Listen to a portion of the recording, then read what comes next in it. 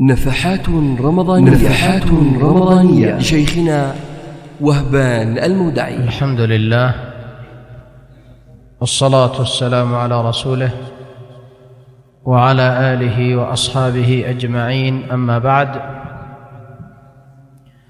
جاء من حديث أبي هريرة رضي الله عنه قال: مر نبي الله صلى الله عليه وسلم على قبر، فقال: من صاحب هذا القبر؟ قالوا: فلان.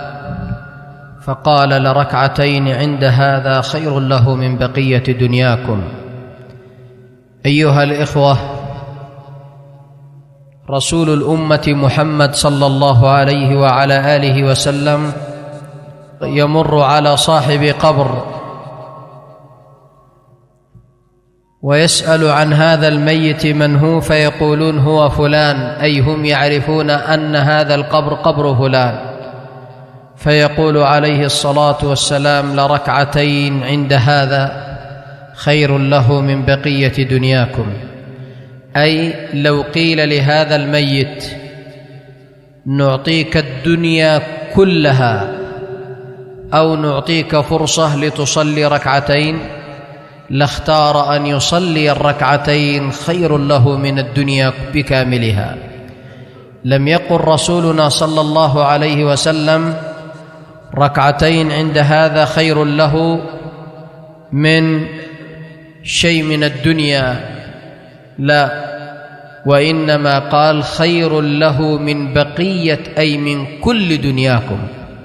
يا إخوة، هناك من الناس من يسهل عليه أن يترك ركعات من أجل الدنيا، هناك من الناس من يسهل عليه أن يفرط في 11 ركعة وهي صلاة التراويح من أجل أن يذهب المحل.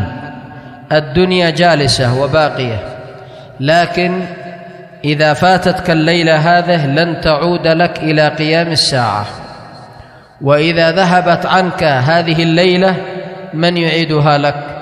ليلة الأمس من يأتيك بها؟ وليلة قبل الأمس من يأتيك بها؟ والليلة هذا ستذهب، من سيعيدها لك؟